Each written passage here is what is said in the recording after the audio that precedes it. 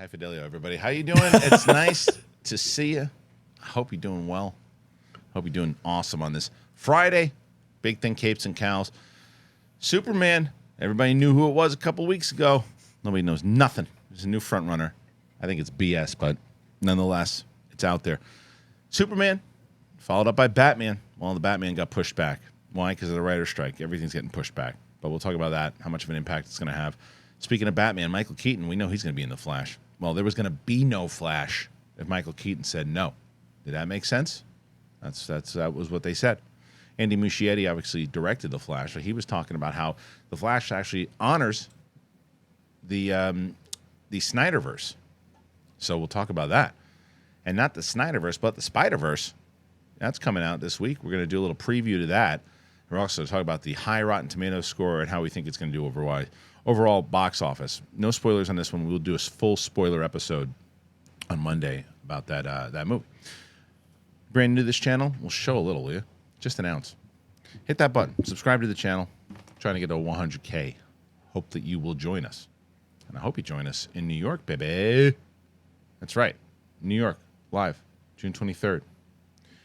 Let's do it. Come out and see us. Double toasted.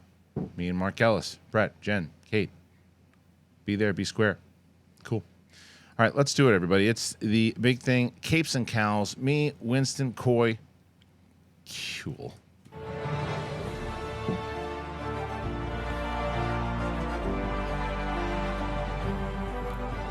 What's going on, everybody? Welcome back. Capes and Cowls. Myself. Coy. Winston. And we are back, everybody. Nice to see everybody here today. Oh, shit. Wait, go back to that. What happened? You look good? Cut's good. Wait, hold on. We got up between last week, right? Looks good. Look at it. Ooh. It looks good. Come on. It looks Come good. on. Well, it's funny 'cause Miles wishes he was me. Well, I was watching that. I was watching one of your news videos, and I was like, wait a minute, that's not current. It doesn't have a haircut.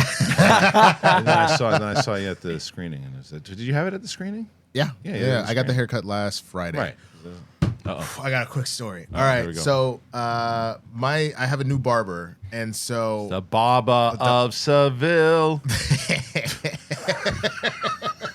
so I It's gonna be one of those shows today. I can feel it. So this is my sister's best friend. His barber cut our hair at my sister's wedding. So I was like, oh, this guy did a really good job. I'm gonna go to his place. We pull up, and I get there, and there is one place right here that's ground floor, and another one that is 30 straight narrow stairs up.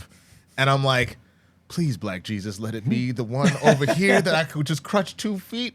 No. It was the 30 stairs. It was the 1,000% the 30 stairs. And I think I have a photo of what it looked like when he finished because I had to twist it out afterwards. I came out looking like a Japanese anime like pompadour haircut where it was like kind of poofed and rounded out. And did you get upset when it didn't stay like that? Well, no. I didn't want it to stay like that. This is how you know someone loves you is because as I'm about to leave and I need help getting down the stairs, because there's so many stairs. If I fall, that's a wrap. Kristen's waiting. She comes in. She goes, baby, you need help? And I was like, oh, no. Like she didn't BS it. Right. But like, this is fine. She's used to this. This is the style that I was going for. But like the way, I'll show you the photo. Hold on. You just text Jesus it. We'll Christ. text it. We'll put it up right now. Oh, my God. Let's do it. All right. So we're lucky enough to, it was a great story.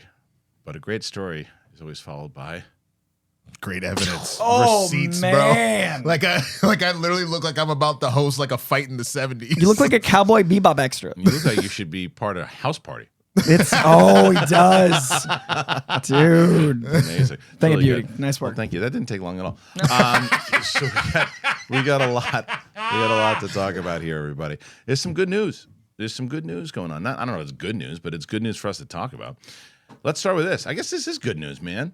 Miles Morales looks like he's going to get a live-action movie. This is the news, again, from Comic Book Movie. This is a big news for Miles Morales fans as Sony Pictures' Amy Pascal has officially announced that a live-action movie featuring Brooklyn's finest wall crawler is now in the works. So there's some big news for Spidey fans as Variety has gotten a wind of a couple of significant updates for several planned projects during last night's Spider-Man Across the Spider-Verse premiere. Amy Pascal has confirmed that a fourth Spider-Man movie featuring Tom Holland's take on the wall crawler have stalled because of the writer's strike. And she says, are we going to make another movie? Of course we are. We're in the process, but the writer's strike, nobody's working during the strike. We're all being supportive, and whenever they get themselves together, we'll get started. Perhaps more interestingly was a following announcement. Pascal announced that Miles Morales live action is in development. You'll see all of it. It's all happening. So she's asked about the prospect of Miles making the jump to live action sooner than you expect. Now, why did she say he didn't?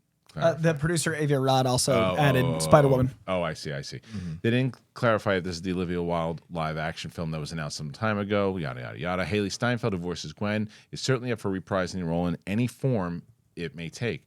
This is my dream job. Sign me over again and again. And, okay, so it looks like they're going to, with the success of this movie and how, and not only just financially how this movie has done the first one and how this one's tracking pretty big and the reviews have been pretty good, and it looks like the third one, the fact that they filmed them back to back and it's going to be one continuous movie. Well, that's what I heard, is that the way that they broke, and you know, no spoilers in this discussion, but it is very much ends on a cliffhanger. It was because it was a 4-hour movie, and they're like, yeah, nah, we can't do that. Break it up into two. Yeah, because this is like 2 hours and 20 minutes alone, this movie. And I'm hoping the next one's about the same because they had the extra time because of the delays. You know, with the push, and then there was a secondary push. I hope they allowed it to grow into 2 movies as opposed to being a movie cut in half. You know what I mean? Like sure. Like one is like 2:25, and the other one's just an hour and 15. Because it'd feel off. You know? I don't think so. I think it's going to be a complete saga. But I think what they found inside of that, and again, we'll go more into depth on the spoilers. But like, this is a solid story, solid defined characters, a solid universe, if you will. Mm-hmm. And I think that it does lend itself with just certain things that they throw in here to a live action. And to now speaking of even the Haley Steinfeld. First of all, she looks nothing like the character, but it doesn't mean you can't change it up at all. But I still think, I don't know. I don't think they'll cast the live action. I don't think they'll use the voice actors for live action. I think they need to, because we were talking about this off camera beforehand. That Shamik Moore did a Breakfast Club interview, and he was like, I expect at least a phone call that I need to be the first to run it by, and if it's not going to work out, it's not going to work out. And I think that that's fair. I think that both, even a role, maybe not Miles, but even a role, right? But absolutely, like I definitely think that, because like you can make Shamik go Prowler. Yeah, it can be Aaron Davis. If you're not going to have Donald Glover, Glover. But that was the thing. It depends on what they're doing. If this Miles is directly tied to Tom, then that is the Prowler in that verse. But it would technically be different if it's not the same universe. So it just depends. But I mean, I think that you both should definitely find a way to include them in whatever live action stuff you do going forward. But I also think they should at least get the first phone call. I just think they're both too old, because I think Haley's also around 29, isn't she? She's got to be. I mean, I don't know if she's 20. She's definitely. Let's see, how old is she? She was in Pitch Perfect, and I want to say she was in her 20s. Hey Siri, how old is Haley Steinfeld? 26. Okay. So, but either way, you're supposed to be potentially playing like 15-year-olds. Like I think you don't necessarily. Well, but it also depends. Well, look, this is the other. We also don't know where it's going to land in the timeline, because they could. The third movie could, depending on where it is. He's a sophomore in high school in the second movie. Maybe he's getting to becoming a junior in the third, whatever. But by the time we get to a live action, maybe it's years later. Yeah. Maybe he's already, whatever it might be, wherever the story particularly goes, it could be years later, or they could tie it into Marvel, right? Because that's the other question, is that Sony has been pretty bad with making good movies. I shouldn't say successful without Marvel. No, wait, what about the first Spider-Verse? Before the first Spider-Verse. And then Spider-Verse comes in, and then this one comes in. They have Lord Miller producing. And then they start to get maybe a little too confident, is the question, or maybe not. And they go, do we need Marvel? Do we need Marvel Studios? Or do they team up with Marvel Studios and create that Tom Holland connection with Miles? I got you. I'll tell you what they need, because yes, technically the home trilogy were Sony films, but that very clearly had a lot of MCU influence involved in that. I think you need Lord and Miller That's what I'm saying, if In live action. if you decide to let them be the Feige of your Spider-Verse, Right. Yeah. I think that would work. Well, that's what I just Man, said, they yeah, love these characters. Like they love them so much that I Right. would love to see them with just that set of characters. And there's so many Spider-Man.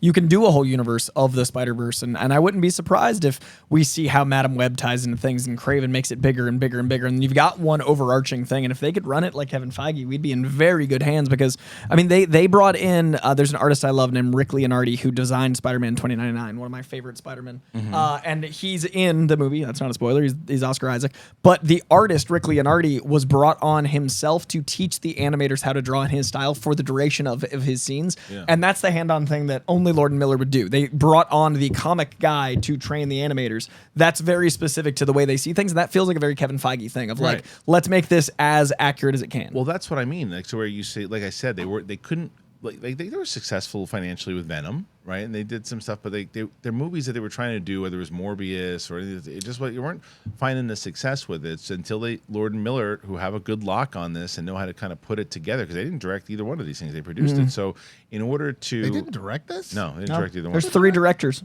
Yeah, they didn't direct, they produced. Wow. Yeah. But the fact that that very thing is that if Amy Pascal then says, "Look, we've had this deal with Marvel. Everything was working with the Holland ones. We have a deal. Maybe let's not tie ourselves to Marvel on this one.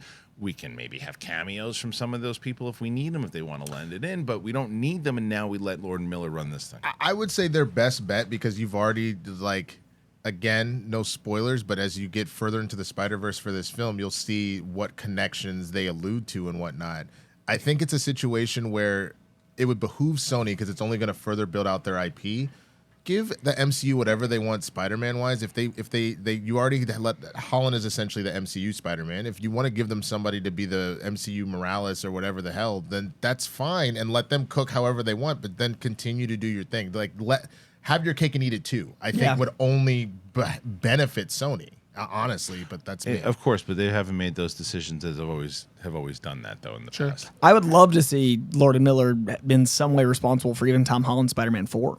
Like the way they love the character, I would love to see how they would handle like a live action, because they're clearly very successful there as well. Like 21 Jump Street's great. Cloudy with a Chance of Meatballs is great in the animation side. Like they do both well. Solo. Have they missed? I want that movie more than the Ron one, man. Can you imagine that? That's my Snyder cut. Be so cute. The Lord and Miller solo. I wonder what stuff they actually kept in from their cut. Because it doesn't feel like either director's movie. I'm just trying to think. Have Lord and Miller missed? I don't think so. I mean, and like producing wise either. So that is stuff that they put out. I don't think there's a single Lord and Miller experience that I've had negatively, because like 21 Jump Street's great. 22 Jump Street surprised me that it could keep up with that weird tone. Cloud of Chance of Meatballs, Lego movie, the Cocaine Bear they produced and got moving. Like they're the Right. And that was big boys successful. finding. I didn't love that movie though. But like the tone was so unique to them. But it made money. Yeah. It was successful. It's not a miss. Yeah, no, they're killing. Extreme movie. I've never really heard of that. I know what that is. But yeah, wow. So I'd love to see them like become the Feige. I like that idea.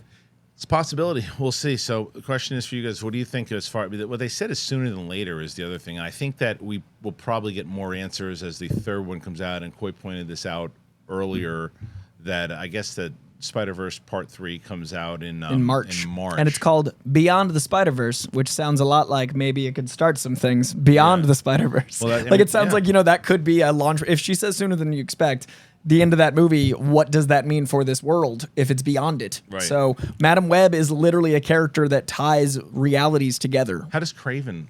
So I think Kraven is going to be, it's the first R-rated Sony Marvel movie, like Spider-Man movie. Okay. It's R-rated. So I think that's going to be a test run to maybe do an R-rated Venom, to do more harder R things. Because if you look at the universe choices they've made, they're all on the horror side. What was Morbius? Venom, Morbius, PG-13. Okay. So I think Kraven's going to be a good test run, and that might turn into, you know what? But I think it might turn into like them seeing what they can do with harder stuff. Yeah, interesting.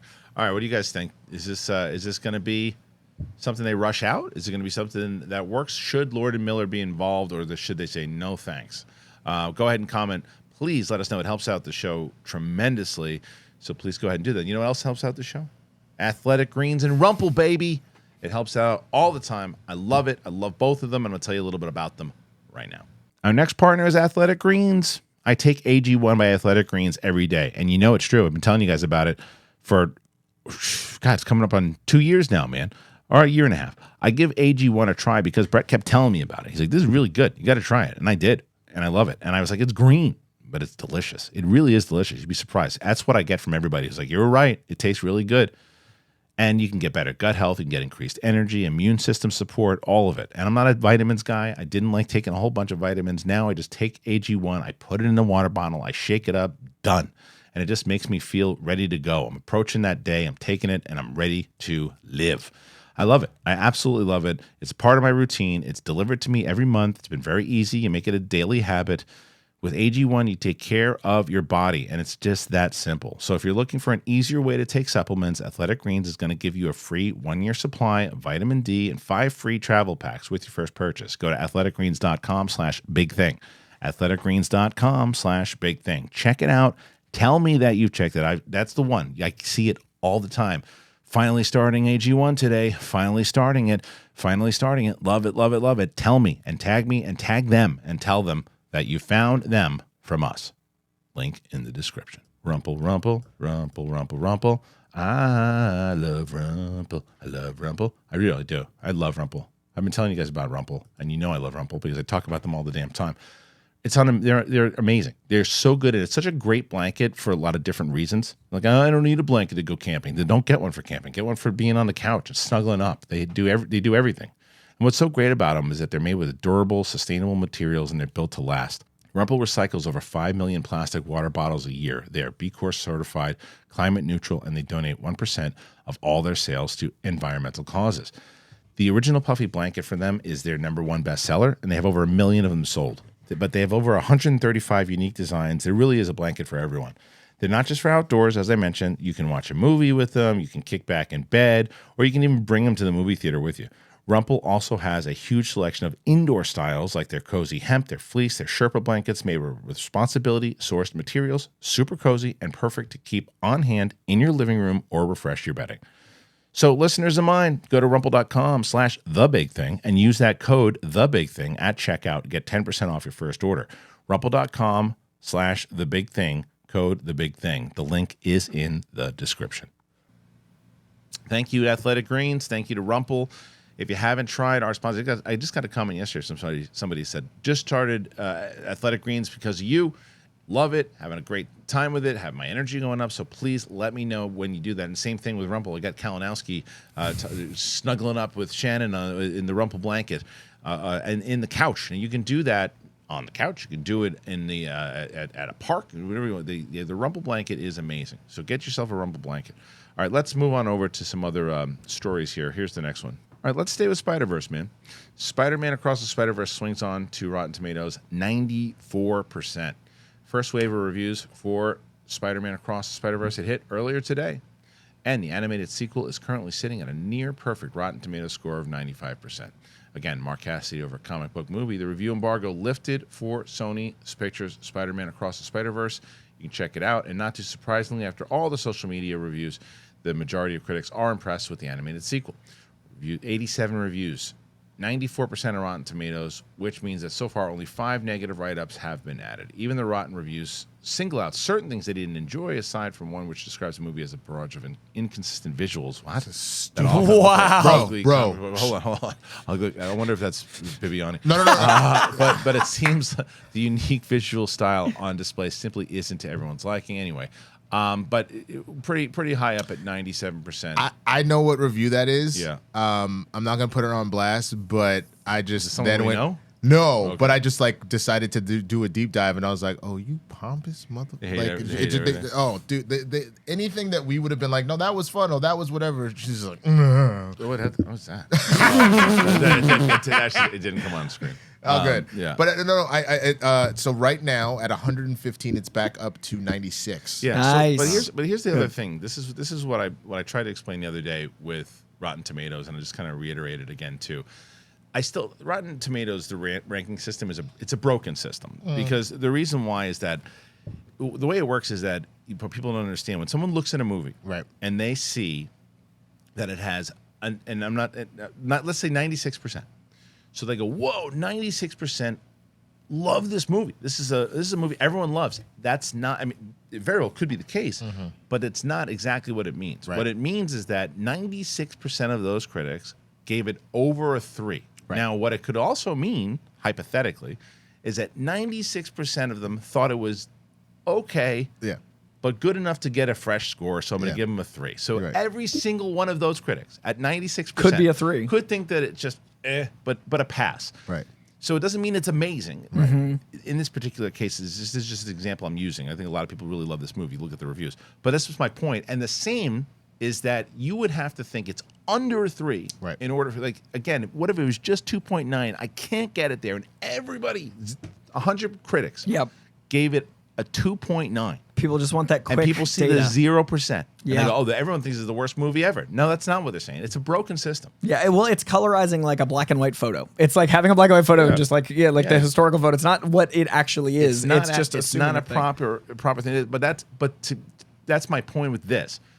This movie, for anybody who sees it, and especially whoever this pompous person is, it's over a 3, guy. Yeah. It's over a 3. Like, you don't have to love the movie, but there's no world where you see this movie and you go, this doesn't deserve a fresh. It's a fresh movie. It's just whether you love it, that's another conversation. I mean, what's crazy to me is even if it's too much for you, in which case then like this, I didn't even get a chance to look at it. She probably hated Everything Everywhere All at Once because it has a similar energy of not only a lot going on, but the color palette. There's because you're traveling to different universes. It could potentially be overwhelming for some people, but I think they do such a good job of pacing it and saving those moments where it's a lot for like big set pieces. That like there's no reason not to love it. And what's funny to me is I thought you were wild before seeing it for saying Me?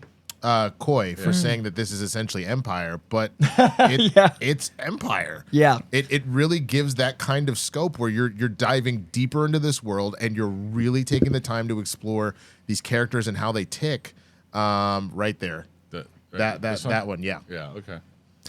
There's 1, 2, 3, 6 4, total. 5, 6 total that gave it under a 3, which is insane. And one's a top critic that says it gets drunk in itself. I just disagree with these people. Yeah, I really do. Fair. Yeah. Yeah, they can have their opinions. I can just think they're wrong. Right. It also says ugly comic book graffiti. Anyway, I'm gonna stop reading these people's bad opinions. The movie for me was my favorite Spider-Man film, and Reddit was very mad at me for that. Like, it was really interesting to see the reactions of a movie people haven't seen, because people are just mad at the idea of something. Like me saying the best Spider-Man movie, I think it is. You think it is, right? Right, and that's all I'm saying. Right, and I have every right to say I disagree. Sure. But the idea of being mad, but I'm not disagreeing. But I can't even really disagree with it because what am I disagreeing with? I'm disagreeing that it's your favorite. My favorite. I'm disagreeing that if you said flat out this is the best Spider-Man movie, right? Then I'd say I disagree with that. Right. I literally say I think this is the best. What do you think is the Spider-Man best one? I'm just curious. I don't think this is the best one. I would say that if I was to look at, I mean, one of the Holland movies for sure, or maybe even the first Spider-Verse. But the ending in this one is good, but it's clearly a continuation to the next one. What it feels like, and that's kind of why I think Two Towers might be better to use as an example, but it definitely feels Empire in tone and Two Towers in conclusion. Yeah, and I really like Miles a lot. I think he's a really great character. I'm just a Peter Parker guy. You know, which is fine, but I guess like for me, part of that also was just whatever said connection with the character. Like you said, you like him for sure. I think there's just so much with Miles that directly resonates with me. But it's, of course. One of the things I like about the Spider-Verse movies is that Peter Parker is a character that I connect with more, and I've had him for 60 years of reading. Peter Parker is my Spider-Man, but I think I like the Spider-Verse movies more because it makes me like a character that wouldn't be my number one to a number one level. Like, I like Miles in the movies more than Miles in the comics. They've made Miles a really great character that you can relate to, that you understand. Like, it's just everybody. Like, my daughter right now is 11 years old, transitioning from 5th grade into a new school, and is trying to figure out the world and growing up and like not wanting to hold on from being a kid to transitioning into, understanding what the world is, right? And that's it. Right away, watching it's reminding me of being a kid. It reminded me of my kid, of like trying to just figure out your place in the world overall. And they've done that very well with Miles in both the first one and the second one, what the purpose is, and then obviously the relationship with him and Gwen. I think that, and the relationship with his parents, I think is fantastic. And Gwen's relationships are so beautiful. They're great, and I think they're both really good movies. And I want to see how the third one. And I don't know if this is a snobbish thing or even, and it's not, and I love animated films like very much so. I just think that for me, just something about the live action maybe that just resonates just a little bit more when it comes to the movies. Like I don't know if it's No Way Home. That's the last one, right? Yeah. Yeah. I don't know if No Way Home, and people will now are arguing the only reason that people like that is because of the nostalgia with the other two. It's not the stuff with May and everything else. Yeah. I did a countdown video at Real Rejects of counting down which is my favorite, and I had to give the same like asterisk. I know you're going to say this, but that movie uses nostalgia, it weaponizes it, and it uses those characters as Uncle Ben stand-ins in a genius way. Yeah. No, it's not. It's a story element, and it's used perfectly for the story element while being its own Tom movie. It's the best Tom Holland Spider-Man movie, even if they weren't in it. Yeah. And I think that this is somehow, for me, still better because what I was saying with Miles is, and as well as animation, I prefer live action animation, just a preference, and I prefer Peter to Miles, just a preference, but these movies make me prefer Miles to Peter in them by being better than I think the source material. And I think that the animation is not usually my thing, but I consider this maybe the best animation, so it supersedes my usual staggering. What is gorgeous. The music too. Oh, the score, Daniel Pemberton, I think it is. Yeah.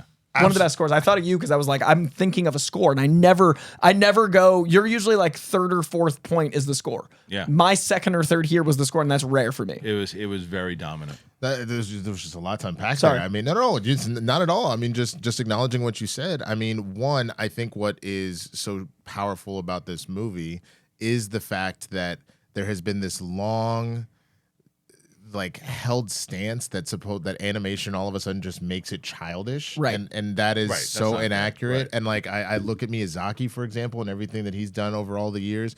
But then, like what Guillermo del Toro said after winning the Pinocchio Oscar, he was just like, "Yo, animation is art. Like, stop this nonsense." And I truly believe that not only will this probably win Best Animated, it's going to be nominated for Best Picture. I want a Best Picture for it. It'll be nominated for it. I don't think it's. I think it's. We have a lot of other movies to go through, and I think Air right now would be my front runner between the two. Yeah, but I think it's gonna get nominated. I think. Well, neither one of you guys ever pay up in your bets, but I'll do a I'll do a bet. What are you talking about? I think I just have. What does he have a thing? No, you both haven't, but we'll talk about it off air. But either way. There was I think that the movie itself will be nominated and potentially win Best Animated. It's so rare for that to happen. I mean, the last animated film to be nominated was Toy Story 3 was nominated. I believe so. Maybe you might be right, but I thought the last one was Beauty and the Beast. It's not Toy Story 3 definitely got nominated for Best Picture. You might be right, but that was you're talking about winning or just nominated. Nominated. That was the year that they expanded it out to 10. Okay. So I just remember that. You very well might be right, but again, it reinvents animation, so I feel like reinventing animation might get the picture nom. That's because that's the thing. I think especially with Best Picture, obviously it's supposed to be what the producer award. So it's the overall what did you pull off? I think the storytelling, the actual visuals, just in general, and the score, like you meant, like all of it collectively. We're talking about two different things here. We're talking about whether it deserves to be and whether it should be. Deserves to be, sure, but they're just it will not happen. It will not happen. Because the other reason why is you're gonna have so many.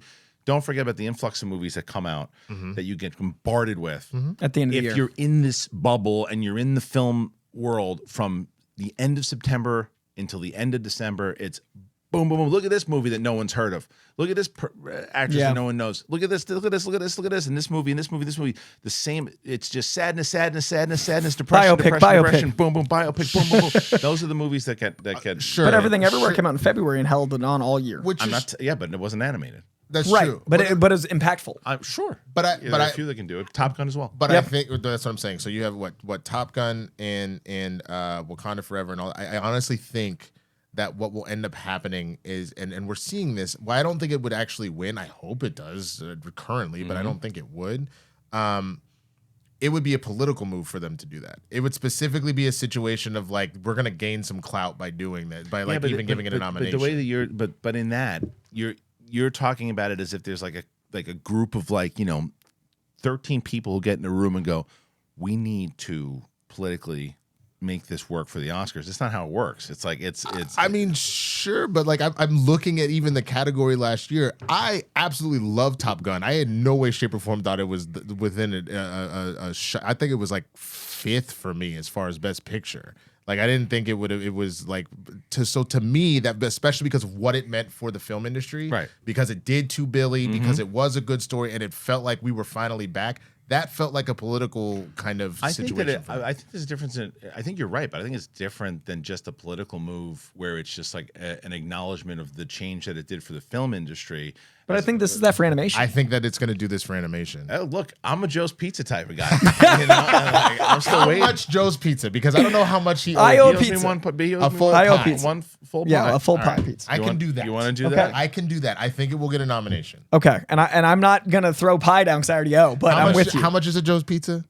Oh, it's like $20, $21. That's fine. I can do that. You talk about it so much. I was like, yeah, it's like it's like an $85 pizza. $100 pizza. It better be fucking shitting out gold. It better come from New York. They better bring it to me from New York. They better hey, somebody order a pizza. I just flew in first class for this joint.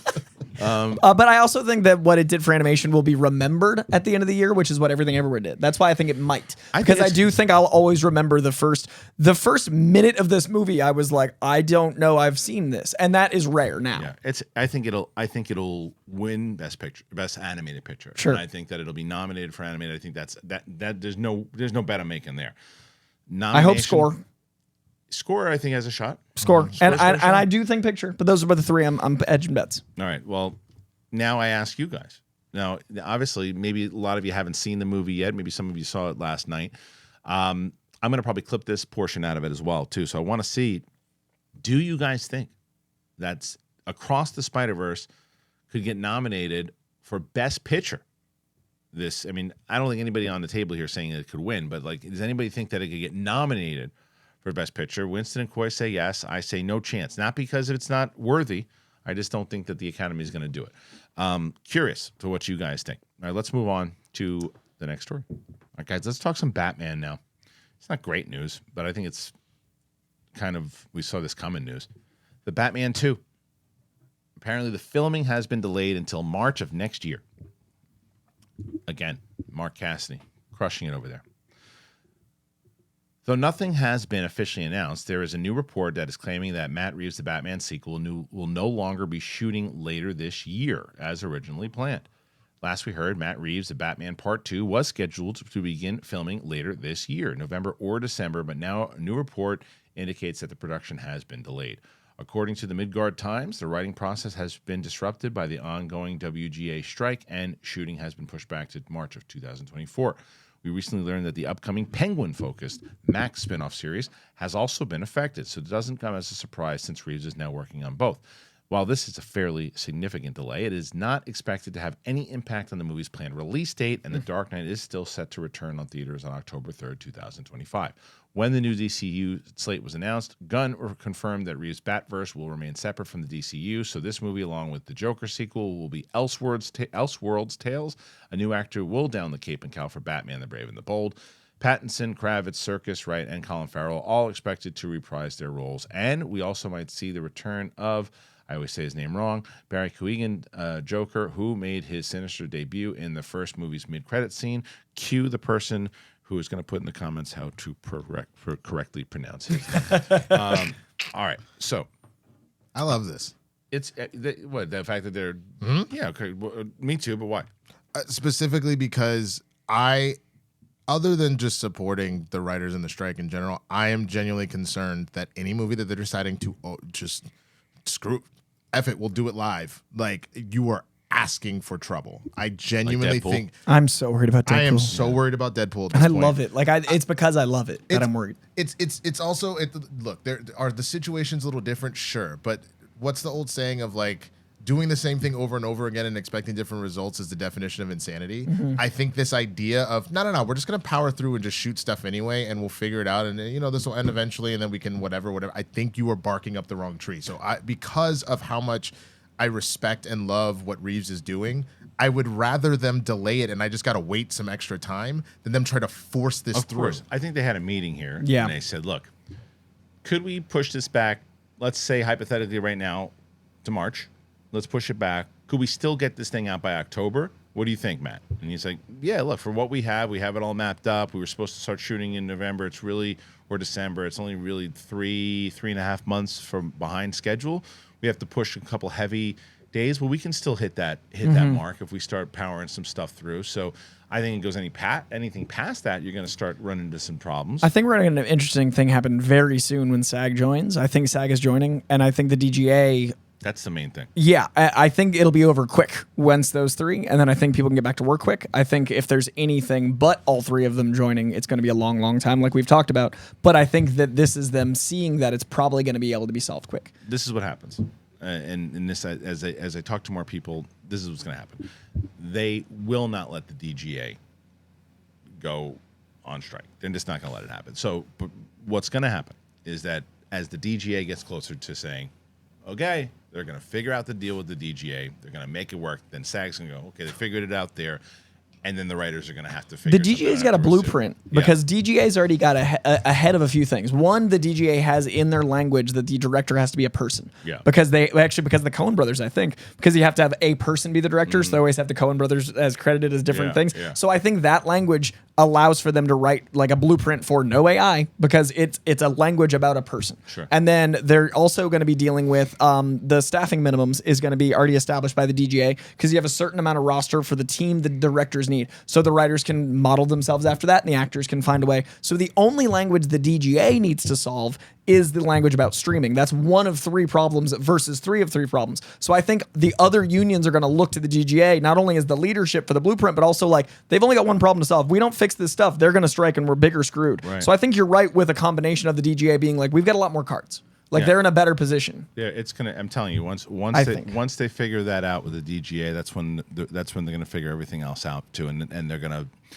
I just hope that it doesn't kind of force the hands of the writers because it very well might when it comes to once they figure out. Because I think they're gonna figure out the DGA pretty quick. It's gonna be interesting because obviously it is a lot of it is like how much do people kind of have squirreled away to like power through and whatnot. Mm-hmm. But I think I genuinely feel like the writers are probably not gonna break. They might bend a little bit, but they won't break because you are talking about something that could effectively eliminate them as like a job. Right. You know, and so same thing with the actors because then all of a sudden, great, you just go to Tupac's estate, go to, Heath Ledger's estate, get them to sign over the rights, and we don't ever need to see a new actor again because you can just put, I don't know why I picked Tupac of all people. He's been in like 5 movies. But you know what I'm saying? I was just thinking about I think you saw 1990 scans of Juice. Did you see that AI thing that went around of the people who passed away, and then Tupac was probably one. Oh, was he? Yeah.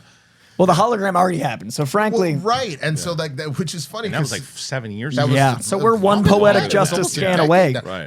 Or it was a decade, and because I remember South Park making fun of it, Right. and so like it's something that we have in the back of our mind knew that this may be coming. What's wild to me.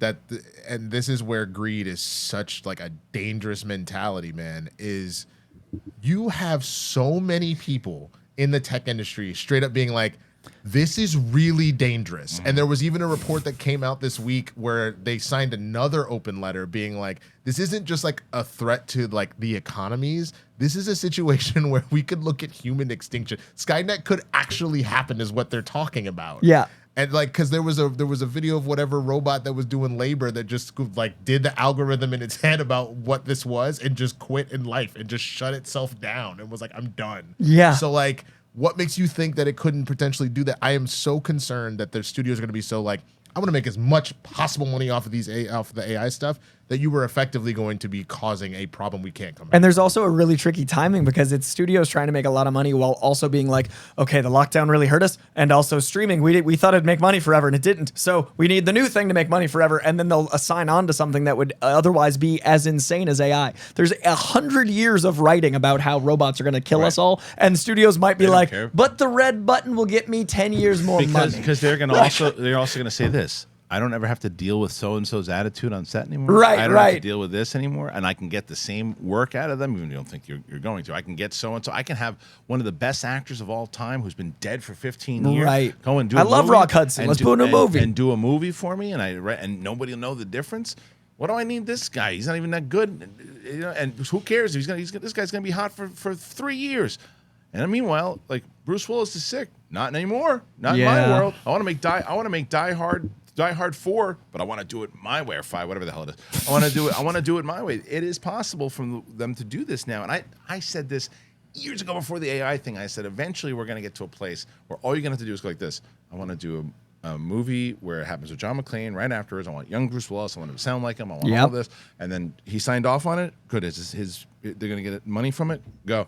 And the selfish part of me is like, I want to see that movie. And I'm the sidekick because you can scan yourself. I guarantee the first upgrade is home scanners to put yourself in the movie. So when you're watching it, it's about you. Right. Like I guarantee the next you thing could be after hanging out with John McClane exactly. if you wanted. Like you're going to be whoever that actor was that tried to put in everything in the first one. But they could sell programs like 100%. that, right? That's the first thing. And you can get better quality. Movie. It's crazy. You can buy skins like in Sims, but you can scan your Zara shirts. Right. And they're gonna pretty much like take people out of the actors and writers and looking voiceover actors now, man. Like you see, like that as soon as porn signs on, it's over because it's like tech always follows porn. Like that's why Blu-ray won over HD DVD. That's why a VHS won over Betamax. It's whatever the porn industry chooses becomes the standard. So as soon as a bunch of horny dudes are like, I can screw Tia Tequila, and like all the Nazis find their people, then you got that like whole movement too. It's terrifying. You would know that. Tia Tequila's a Nazi now. No, not that. No, not that. No, not that. No, literally, the porn industry is always the driving force in entertainment. It's always the money. It's crazy. Which is funny because if that's really the case, I remember the porn stars being like, nah, 4K gotta go. Yeah. Because now all of a sudden you just did all of the pimples. A lot of different work. It's a different thing. The makeup's got to change. The lighting's got to change. How long you can be on set. How many dudes you're blowing. It changes everything. Dude, wow. This is still a kid's show. I've been using creative language, but but that's the format, like that, the VR element. I need to make a phone call, and I'm going to use Mint Mobile to do it. So, Mint Mobile, everybody, Mint Mobile. Make sure you use Mint Mobile, and then right afterwards, I'm going to have to take a lunch break, so I'm using Green Chef. So, Mint Mobile and Green Chef, I'll tell you a little bit about them right now. Man, is Vivid still a thing? All right. After years of print contracts and getting ripped off by big wireless providers, if we've learned anything, it's that there's always a catch.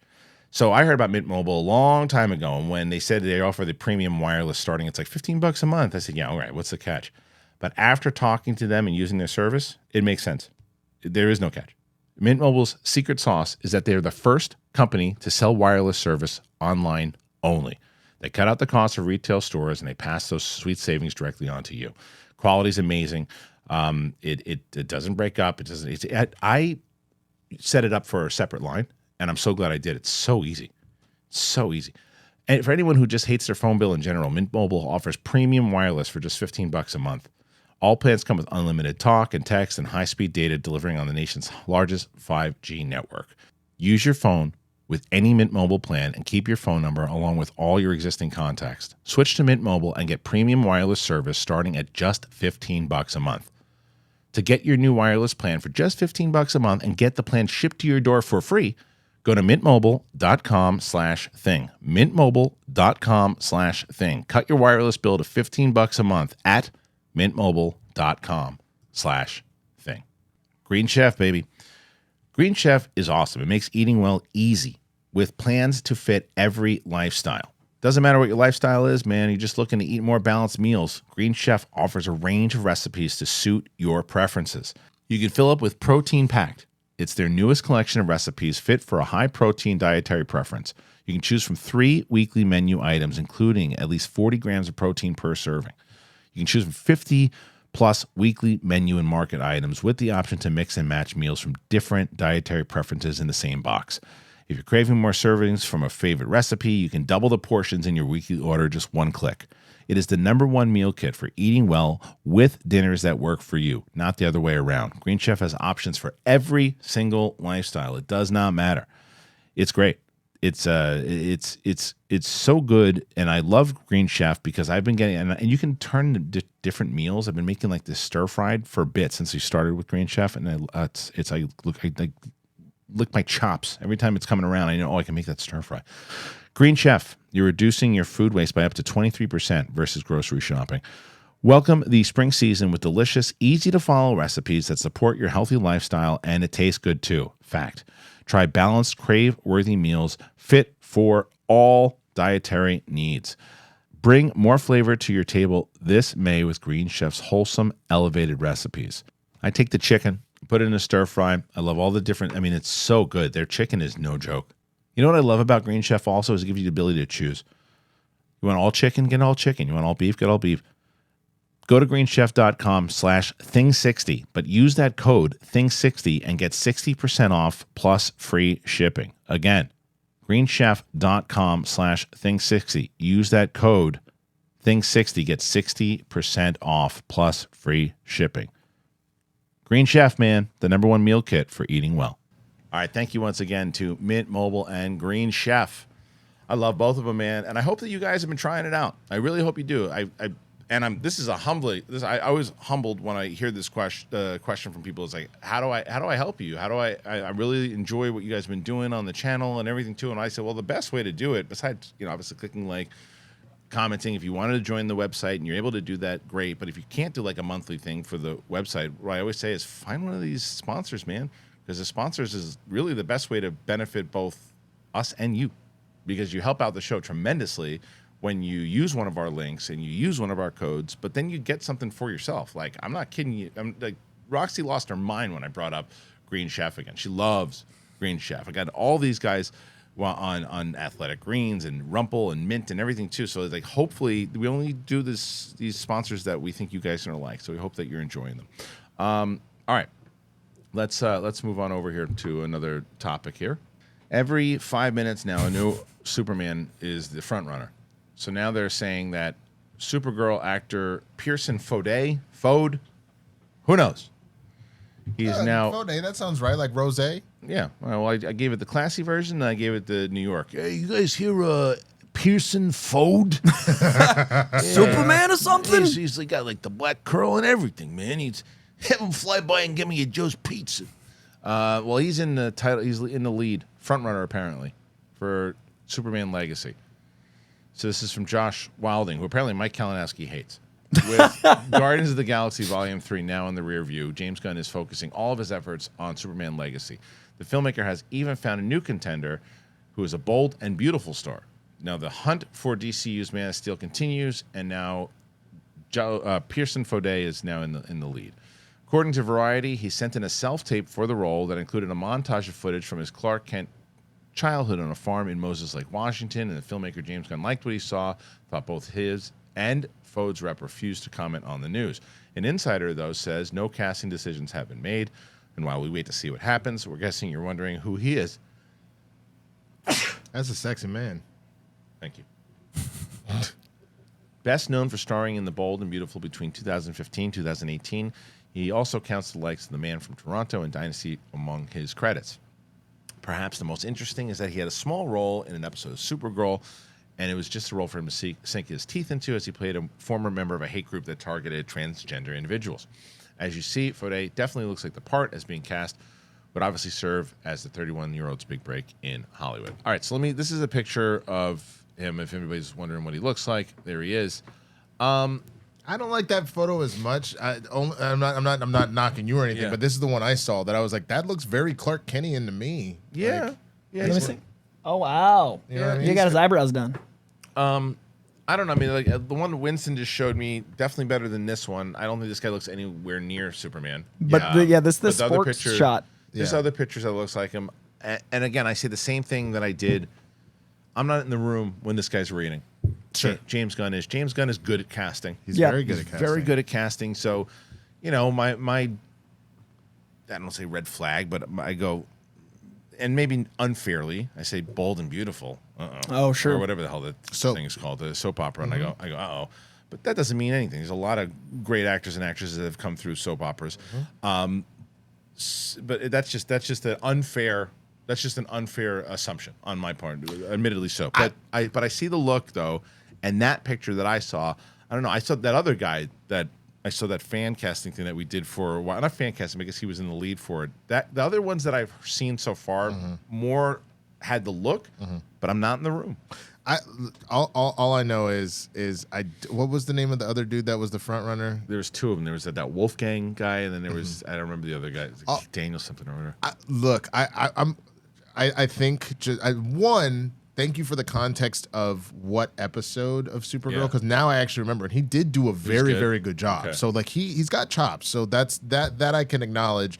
That, and we know Gunn loves the idea of trying to give somebody their opportunity. I So love the think unknown thing they're going And with, all for the sure. names we've heard, I haven't heard. Like, I don't know a single one of these Right. front runners Right. in life, so that's good. But from a personal standpoint, if I'm out here in these streets being like, hey, dog, we 10 steps, we had step number 8 to be Superman, baby. And then all of a sudden you just hear, hey, this other guy. They got this guy. Can you imagine? Who the f is this guy? Yeah. All right, who is he? And another person that's got like the same amount of credits. Like I was right here. That's why I don't link until they announce we can really even say Right. front runner. Well, and that's why there's been no confirmation on any front runners, and we don't know if this guy is too. And there's also very real possibility. I'm not saying this is the case, but there's a very real possibility that they're like, we don't want anybody getting anywhere close to knowing who's cast until we get to Comic-Con. Yeah. And we're getting close, man. We're like, leak this. Yeah. Let them start thinking that this person. because the specificity of the tape and everything. Yeah, like let's- that's a leak no matter what. Well, I like this guy, but let's leak and say it's definitely him. It very well could be. Let's say it's him, but we still think it's this guy. Right. Leak that one. Let him start talking about that, and that's something Gunn plays that kind of game. And worst case, these actors getting great press. These That's right. actors getting a lot of ink. These actors we are don't know getting who looked this up. person was until This 5 might minutes get them ago. casting off of just hearing the rumor, which Right. is already helping everybody. That's exactly And then we've right. got 7 weeks till Comic-Con or so. So like we're cooking up. Like we're getting there. I think so, and I think that's it's possible, but it also could be possible that this is the guy. You know, I don't know, and I don't, like I said, I don't want to just look at it and say, well, it doesn't look like it to me. I trust enough in that James Gunn has casted pretty damn brilliantly over the last few years or his career in general. So if he thinks this is the guy, then this is the guy. But Yeah. I mean, I from looking wise, and it's so unfair because as I'm looking at that other guy that I thought was a much better look, this guy could be a way better actor. Could be a way better actor. And I'm going, oh, I shouldn't have cast that other guy. I should have cast the bald and beautiful guy. But I don't know. Anyway, very curious to what you guys think. Not only are you kind of in my camp where you're maybe misjudging or doing a Winston and going Robert Pattinson, Twilight, he's not going to work. The Batman. Man, you were bitter. Not really. You just love I being love throwing right. it. I love throwing it You love back being into you. right. I love to throw that one back in your face. Also, which you should. That's Yeah. fine. I hold my L's with pride. But if anybody wants to know what photo I'm talking about, just go look at him in IMDb. He's like on a it's his football profile field in a picture. white shirt. It's his profile picture. Okay. You'll see. I think he looks very clever. I can put that up here as well too. But anyway, so I really want to know what everybody thinks. Do you think that this could be the guy? Do you think they're throwing people away? Do you think that someone else could walk in the room tomorrow and then they go, no, that's the guy? Are they still casting? Have they cast? So curious to hear what you guys think. I want to talk about The Flash, man. We are coming up to The Flash. It's right around the corner, everybody. The Flash director, Andy Muschietti, says that the movie honored Zack Snyder's DCEU and he teased surprising post-credits scene. Now, this is from Cassidy again. We've heard that The Flash treats the Snyderverse as canon, and Muschietti has now confirmed that his movie does honor Zack Snyder's work on the original DCEU. I have seen the movie, and I can confirm that. Though it may seem hard to believe how much time has passed and the recent rebooting of Warner Brothers' shared DC comics-based world with the dawn of the DCU, a lot of fans are still hoping to see Snyderverse restored in some form.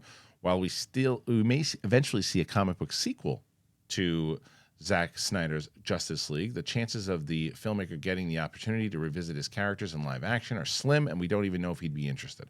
Though there are alternate timelines involved in The Flash and is technically set in the universe established in Snyder's films, and Muschietti has confirmed that his movie is respectable of what came before.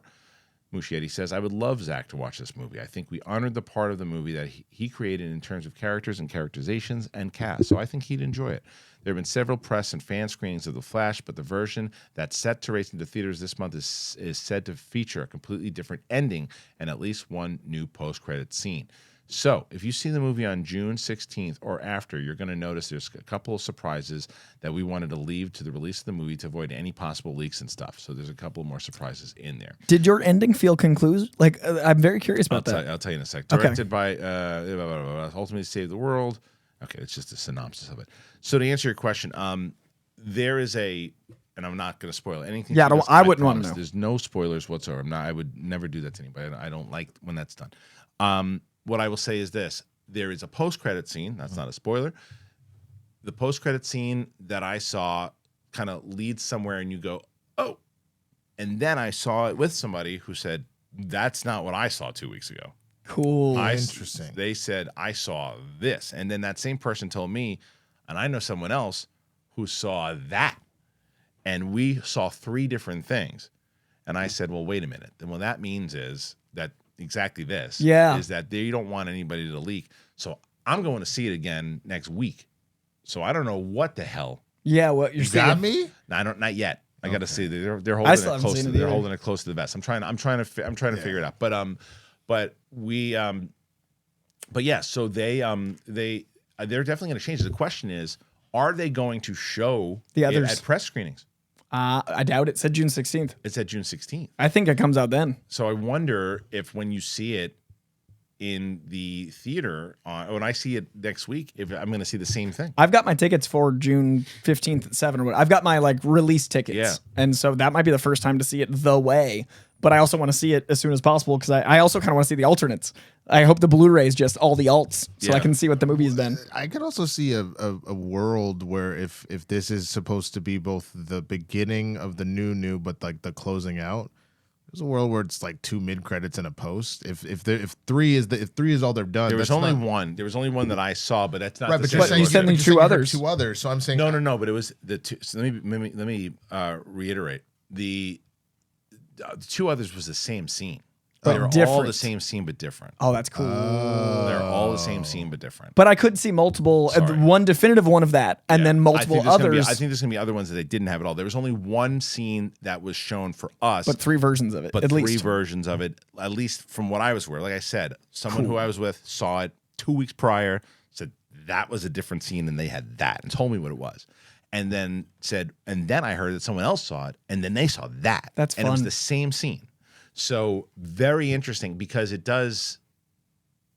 Yeah. Oh wait. Yeah. I'll wait. So a few I'll more wait. weeks, and then what if? I mean, it is also a month out from Comic-Con. It'd be cool to have something setting up where it lands. If the final post-credit scene starts the DCU, I'm going to tell you this though, like even though we're doing a full spoiler-heavy episode of the Snyderverse on Monday, that Flash spoiler is going to be one of our in-depth conversations. We're gonna, Hell yeah. We're gonna be diving real deep. I'm into so that excited. Yeah. So but that's for as far as the Snyderverse portion of it goes. Yeah, I've seen the movie, and they do. It takes place in that world, and it kind of has to because Ezra Miller trailers show it. But Ezra Miller was cast as the Flash, right. by Zack Snyder, Right. So it's a continuation of that same story. with Ben Affleck. Like, Right. I mean, Yeah, the right, trailers that's have Zod. All the Zod. The fact that Ben is the one, at least from the trailers that I've like the final trailer of him just being like, you do realize you could just break everything if you do this, right? So like, clearly this is, as most Flashpoint stories as they're told, it takes place in whatever universe they're about to wrap up, and then by the time it's over, you have reset the continuity. That's exactly what happened in the New 52. Is that Flashpoint happens, and then everything is different now. Right. So Yeah, I think that it definitely pays respect for sure. And I mean, I don't know. Some people are always looking to just be upset about something, and whether they just want him to come back, and he's not going to come back, so they're going to hate the movie regardless. But then there's other people who are big fans of Snyder in general that I think will look at this movie and go, yeah, it sucks that a lot of these changes are happening, but this is a nice tip of the cap to the stuff that he put in there. But speaking of the Flash, this is the last story we're going to close with here. Michael Keaton, man, one of the big draws to this movie in general, and I think one of the reasons that even though the 70 million that might not be a great tracking number, the main reason it's got even 70 million is because of Michael Keaton. So there's a report right now that the Flash supposedly wouldn't have even been made if Michael Keaton refused to return as Batman. Now Muschietti said that bringing Michael Keaton back as Batman was always the plan, and that if he didn't agree to reprise his most famous role, it simply wouldn't been made. This is from Muschietti. The Flash is supposed to be about, well, The Flash. However, trailers for the movie have put Michael Keaton's Batman front and center, with the idea clearly being to pull the spot away from the troubled Ezra Miller and cash in on Hollywood's current obsession with nostalgia. Warner Brothers originally planned to have Keaton become the DCEU's Dark Knight, appearing in Batgirl, Crisis on Infinite Earths, and even a possible Batman Beyond project. This might explain why the actor was so crucial to filmmaker Andy and Barbara Muschietti's plans for The Flash. We were, of course, filled with blind confidence that you have when you have developed a movie and when you get excited about ideas like this. It just pushes you forward. We were all excited believing that having Michael Keaton as Batman would be a great thing. And also, I think we all believed that he would be excited about it, and he was. Barbara Muschietti says, in moments like this, you have to lean in. As we sat with him at a lovely lunch, we told him that we couldn't make the movie without him, and he boarded the train. Affleck plays a minor supporting role in The Flash, but it wouldn't have made a huge amount of sense for him to have been this new reality's Dark Knight.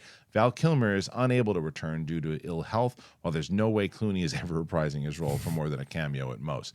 There was already Christian Bale, of course, but he had said on multiple occasions he'll only do it if Nolan is at the helm.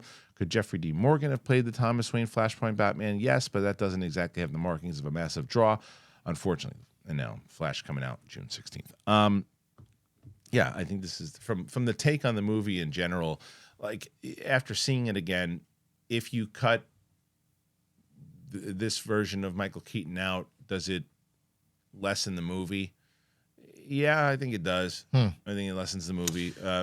You could have put another Batman in there, but I think it lessens the movie. You think, because the only one for me that would have potentially worked is Bale. Yeah, Bale. I think Bale to me would be Well, more that- Flashpoint's flavor. Not necessarily, only because we haven't seen it. No, not even if you haven't seen it. Remember that Nolan's movie, and I like the Nolan movies way better than I like the Tim Burton movies, and I love Michael Keaton as Batman, but I love the Nolan way more. But Nolan's is realism. Yeah. Burton's plays in the supernatural. Burton plays in the crazy, especially in that second one for sure. Burton plays in there, so it would make sense that he could be involved in, and if aliens and stuff were around or whatever the hell it would be, that you those could tones do work better. You could That's see the it point. because Bale's played in as if there were no supernatural Which things. that's part of the strength of those. That's a really good point. Yeah. No, that is extremely solid point. I think what my sticking point was, other than Bale so far as my favorite live action Batman, I think it's also just from the standpoint of I'm thinking age. And so like the idea of Keaton playing older Bruce in Batman Beyond sounds great, but the idea that he's supposed, and I guess I'll see it when I see it, the idea of him being Batman in his prime when Keaton himself looks like he's about ready to pop out a geriatric baby, just like his, the other homies. Well, that's like, he's only like, I don't even think he's 70 years old yet. what? Is he like 74? No, Michael Keaton? You're crazy. I think he was like in his late 30s when he got cast. Hold on a second. I think he's up thought there. Michael Keaton was in his like early to mid 70s. 71. Yeah. So See, I mean, was Mid. close. You said mid. Okay, early to mid, Still, he carries himself like a 50-year-old man. which is fine. Very But if we're commendable. just thinking of just about longevity of stuff, once you start hitting your 70s, let's just be real. Those are long days to do superhero. that's what I'm thinking. Like Christian Bale's more the Flashpoint age, whereas he's the more Bruce Wayne and Batman Beyond age. Like Michael Keaton is more the Beyond right. to Well, me. because Bruce has lots to do, but less. You know what I'm saying? He doesn't have to be in the suit, but he's still being Batman. You know what I mean? So I'd still love to see a Dark Knight Returns with Bale. I'd love to see like a Frank Miller take of him coming back and like being the beefy Afflecky Batman and like having to fix Gotham because he left. Like they ended Dark Knight Rises. Perfect to have him return. Yeah, I just don't think that right now, especially with Brave and the Bold. Oh, there's no way. There's no way for a while. And Unless they all tank and they need an Elseworld that is going to be popular by. Yeah, it's like again, I'm very curious and excited to have the conversation about the Flash spoilers or how it all kind of plays out in general with Elseworld stuff, with all that stuff in the future if it indeed happens. But and we'll end the conversation with this when it comes to Flash. It's tracking at 70 million. The movie had to at least cost with marketing close to 250 at least. that's low, isn't it? Yeah, I thought it was like tracking 3. 70 tracking is low. Yeah, because Spider-Verse I think is tracking at 150. 120. I thought 150. Is that? I thought it was 115, but I could Oh, be maybe wrong. you're right. Maybe you're right. I thought it was 150. But either way, it's 70 million is probably not the number that they want, and we kind of broke it down on yesterday's show. I think there's a lot of different reasons for why it's tracking as Because low. Spider-Verse only cost 100, which is incredible It cost considering. only 100. Yeah, But that's- considering Pixar with- cost 200. with marking. No, the movie, just the movie. Okay, so But if you break even on your movie opening weekend, yeah. So that's not breaking Less even. than the but first. I'm sorry, I'm saying breaking even on non-marketing. Like you're breaking even on the movie's Yeah, budget. but the marketing always plays Is into part it. of the- So let's say hypothetically it's 200 million. Sure. Right, you're going to make that back in worldwide like that. Exactly, that's what I'm so you're saying. gonna That's make- impressive. So you're going to make it back open. Right. You're going to at least break even. The Flash Yeah, at it's that 70 inexpensive. with It's like a lot. 500 because didn't you say it was 250 just the movie? No, I think that I don't know. They did so many reshoots. Let me see. What and the- it's like yeah, so that's big. the thing. The Flash. I can't imagine that budget's under 250. budget. 220 It's the 6th highest budgeted movie under the DC banner, and that's not including marketing. So let's just say it's let's be generous and say that everything they need to make about 320. Is that budget including reshoots? That's the question. That's the question. I don't know.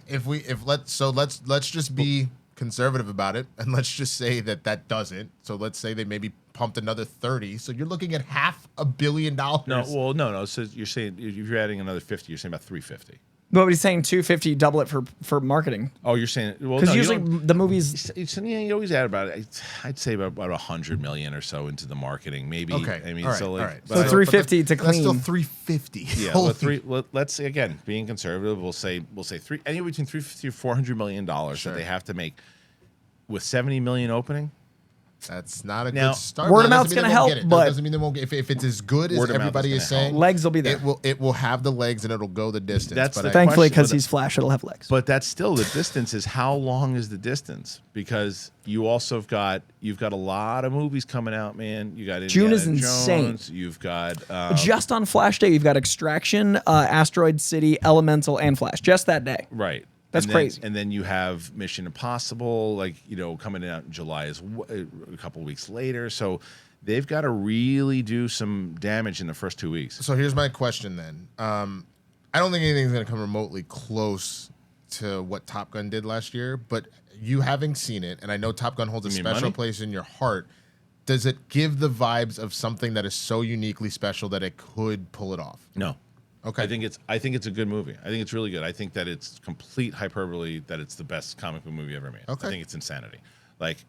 Where people were, and I said this to you guys. I saw the trailer again when I went to see Fast X. I was like, oh, I can't wait to see that movie again. I really enjoyed it.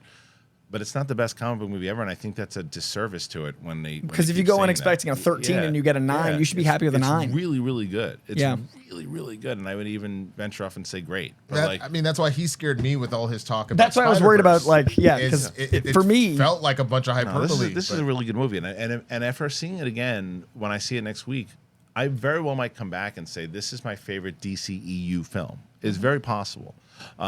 Right now, it's a tie, I think, between Man of Steel and the Suicide Squad. Those are my two, I think, favorite rights right now. I know I'm in the minority with those two, but those are my two favorites.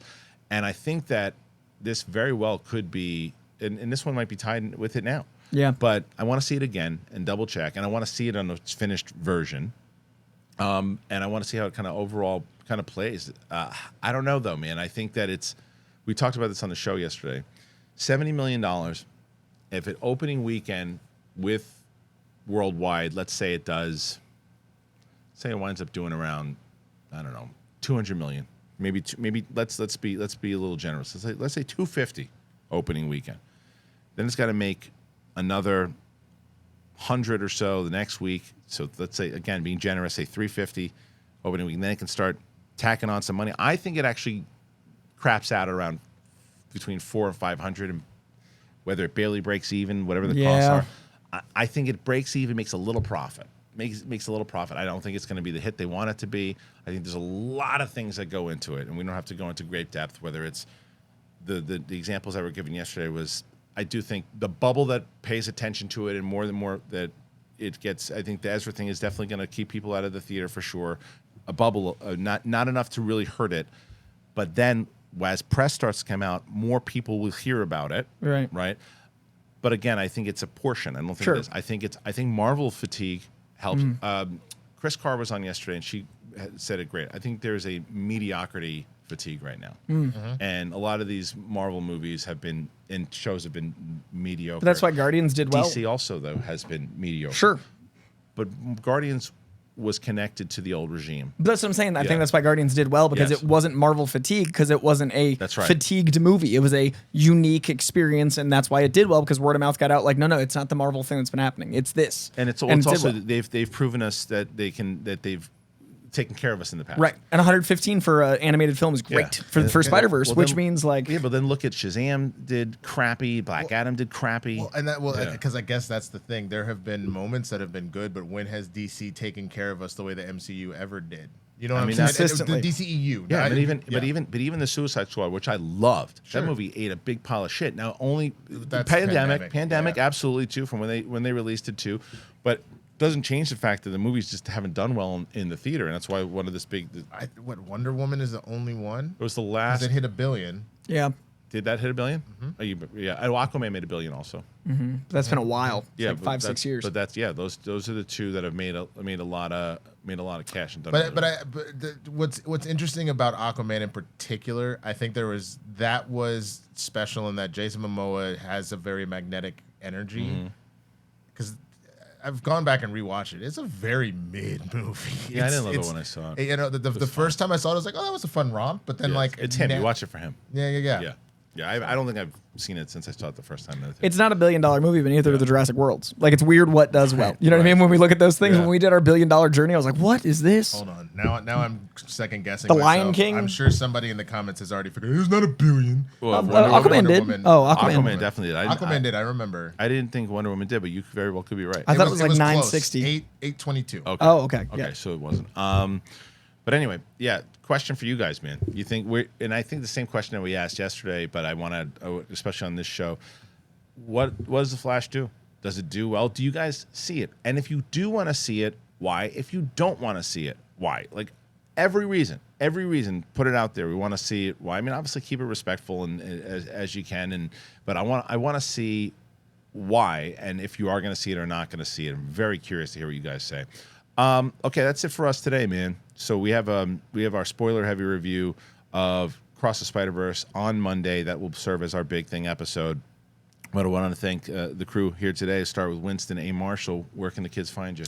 Come find me over on here on YouTube at the Swaggy Blur, but also over on TikTok and Instagram. I've been doing something. Trying to do in the mornings. I'm very tired. Breakfast AM News. I give you a quick 6 stories of the day with some jokes. So come on, say what's up. And that's pretty much it right now.